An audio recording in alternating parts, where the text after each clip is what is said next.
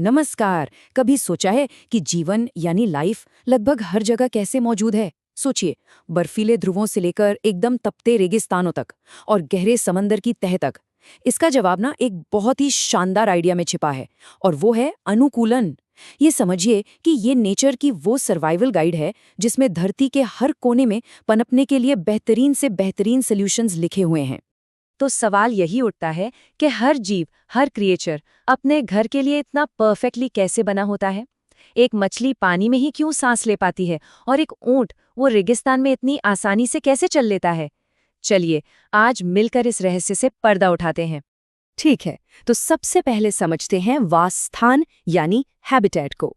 ये सिर्फ एक पता या कोई जगह नहीं है। नहीं, ये किसी भी जीव के लिए एक पूरा का पूरा लाइफ सपोर्ट सिस्टम है। एक ऐसी जगह जहां उसे खाना मिलता है, सुरक्षा मिलती है और अपने वंश को आगे बढ़ाने के लिए सही माहौल भी मिलता है। और यहीं से अनुकूलन यानी अडेप्टेशन का जादू शुरू होता है। अनुकूलन वो खास फीचर्स हैं, चाहे वो शरीर के शेप में हो, रंग में हो या बनावट में, जो किसी जीव को अपने वासस्थान में सर्वाइव करने और फलने फूलने की चाबी देते हैं। सच कहूं तो ये एक तरह का स्पेशल टूल किट है जो नेचर हर जीव को देता है। तो फिर तैयार है? चलिए इस दुनिया का एक एडवेंचर टूर करते हैं और सबसे पहले पानी की रहस्यमयी दुनिया में गोता लगाते हैं। देखते हैं कि पानी में रहने वाले जीवों की चुनौतियां क्या हैं और नेचर ने उनके क्या कमाल के समाधान निकाले हैं। अच्छा, पानी के नीचे सबसे बड़ी प्रॉब्लम क्या हो सकती है? जरा सोचिए। बिल्कुल सही, सांस कैसे ली जाए? हवा की तरह पानी में ऑक्सीजन सीधे तो मिलती नहीं, तो यहाँ के जीवों को एक एकदम अलग सिस्टम की जरूरत थी। और नेचर का सॉल्यूशन देखिए कितना शानदार है। जमीन पर हम जैसे जीव फेफड़ों यानी लंग्स से हवा में मौजूद ऑक्सीजन लेते हैं, लेकिन पानी में वहाँ मछलियाँ गलफड़ों यानी गिल्स का इस्तेमाल करती हैं। ये वो खास अंग हैं जो पानी में घुली हुई ऑक्सीजन को सोखने के लिए ही बने हैं।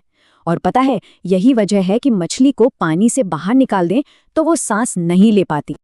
लेकिन बात सिर्फ सांस लेने की नहीं है। एक मछली का तो पूरा शरीर ही मानो पानी के लिए डिजाइन किया गया है। उसका वो स्ट्रीमलाइंड शरीर, ये आकार उसे पानी को चीरते हुए आगे बढ़ने में मदद करता है। शरीर पर वाटरप्रूफ स्केल्स उसे सेफ रखते हैं। फिन्स उसे दिशा बदलने और बैलेंस बनाने में मदद करते हैं। और आंखों पर एक पतली सी झिल्ली होती है जो पानी के अंदर एक शील्ड का काम करती है। कमाल है। और सिर्फ जानवर ही क्यों, पानी में रहने वाले पौधों के पास भी अपनी ट्रिक्स हैं।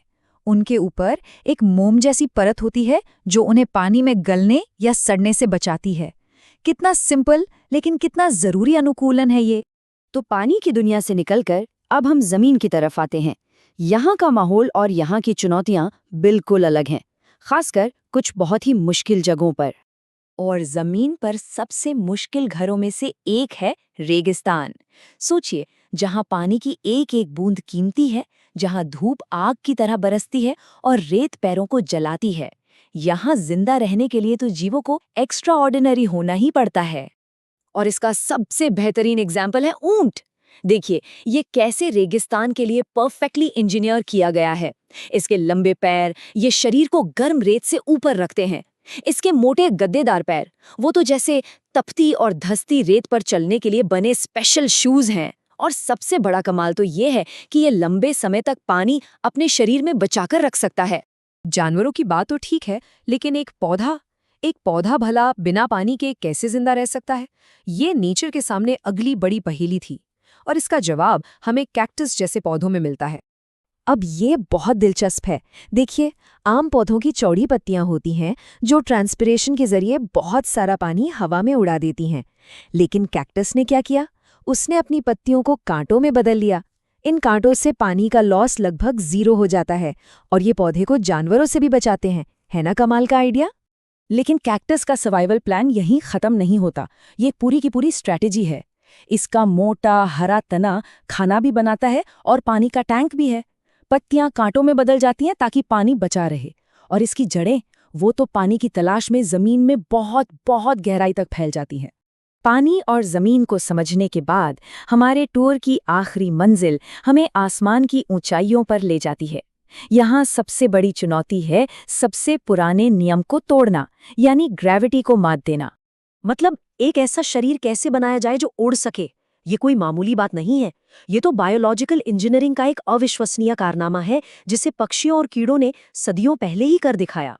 पक्षियों के शरीर में तो उड़ान का पूरा ब्लूप्रिंट मौजूद है। उनकी हड्डियां खोखली और हवा से भरी होती हैं, जिससे उनका स्केलेटन अविश्वसनीय रूप से हल्का हो जाता है। फेफड़ों से जुड़े एयर सैक शरीर के वजन को और भी कम कर देते हैं, और फिर उनके आगे के पैर धीरे धीरे बदलकर शक्तिशाली पंखों में तब्दील हो गए। और कीड़े भी कुछ इसी प्रिंसिपल पर काम करते हैं। उनका छोटा और हल्का शरीर, जिसमें हवा भरने के लिए खास ट्यूब्स होती हैं, उन्हें उड़ने में मदद करता है। सीधा सा नियम है, वजन जितना कम, उड़ना उतना ही आसान। तो हमने देखा कि कैसे जीव अलग अलग माहौल में रहने के लिए खुद को ढाल लेते हैं। लेकिन अब इस पूरी कहानी का सबसे अहम सबक आता है, जो बताता है कि अनुकूलन सिर्फ एक खूबी नहीं, बल्कि असल में ये जीवन और मृत्यु का सवाल है। लाखों साल पहले डायनासोर्स इस धरती के राजा थे। वे बहुत बड़े थे, शक्तिशाली थे, उनका कोई मुकाबला नहीं था। लेकिन आज वो विलुप्त हो चुके हैं, एक्सटिंक्ट हो चुके हैं। क्यों? क्योंकि वो अपने बदलते पर्यावरण के साथ अनुकूलन नहीं कर पाए। और यहीं से हमें नेचर का सबसे बड़ा और शायद सबसे कठोर नियम भी समझ आता है कि जो भी प्रजाति बदलते हुए माहौल के साथ खुद को बदल नहीं पाती, उसका अंतिम परिणाम विलुप्त हो जाना ही होता है। अडैप्ट और पेरिश। तो सार यही है, शेप, स्ट्रक्चर, रंग रूप या आदतों में ऐसा कोई भी बदलाव जो किसी जीव को एक खास माहौल में सफलतापूर्वक जीने में मदद करता है, अनुकूलन कहलाता है। ये सिर्फ एक शब्द नहीं, बल्कि जीवन का आधार है। और ये हमें एक बहुत ही जरूरी सवाल पर लाके छोड़ता है। आज हमारी दुनिया बहुत तेजी से बदल रही है, शायद पहले से कई ज्यादा तेजी से। तो इस बदलती दुनिया में अगला महान अनुकूलन, अगला ग्रेट अडैप्टेशन क्या होगा? सोचने वाली बात है ना?